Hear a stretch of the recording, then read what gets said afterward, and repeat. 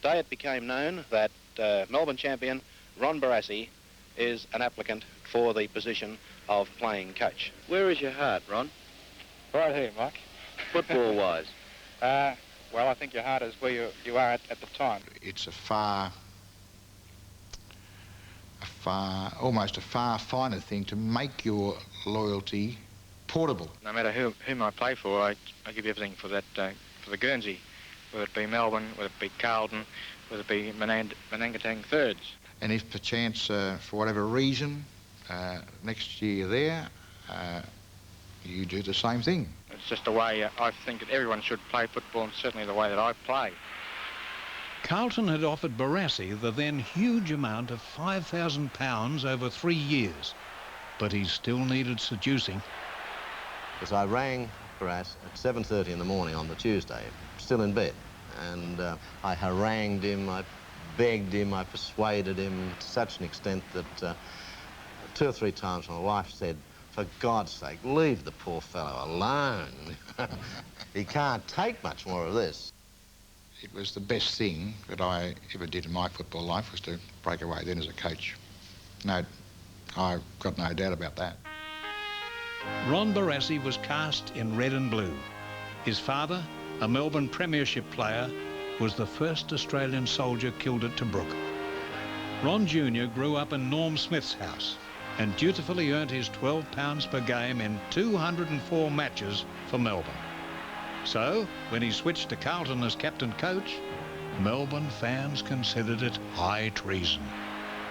I got threats, people ringing me up and parents telling me that I was destroying their kids' faith in things, and, you know, I should be hung and what have you. And there were constant reports of crying kids with 31 Guernseys and what were they going to do. And my constant answer was, well, we're going to give him a 31 Guernsey at Carlton.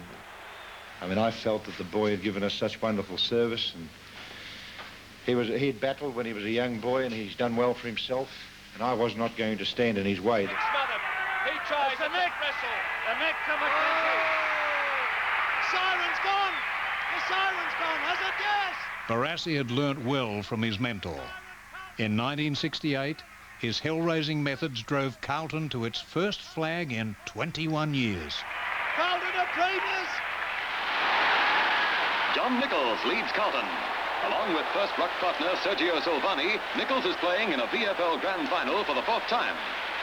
Ron Barassi, on the verge of completing his second 3-year term with Carlton, has an added incentive to steer his team to victory. The 1970 epic, in front of over 121,000, has often been described as the most remarkable grand final in history. Trailing Collingwood by 44 points at half-time, Barassi brought on a blonde-mopped reserve named Ted Hopkins, and the game swung dramatically. It's just one of those games where the ball wasn't running well for Carlton. They looked slow. You know, he was a fresh player that had a bit of a reputation for nip, and that was me. He guides the ball through for his 4th goal.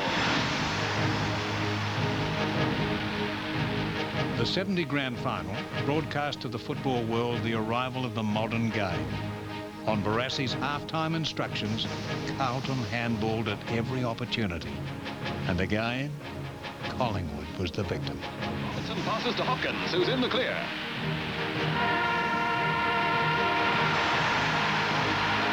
It's all over, and Carlton wins one of the VFL's most memorable grand finals by 10 points, 17-9-111 to Collingwood's 14-17-101. Carlton takes the flag for the 10th time in a game which produces the ultimate in Australian football. Sheer determination and all-round brilliance in the final 2 quarters takes Carlton to the Premiership.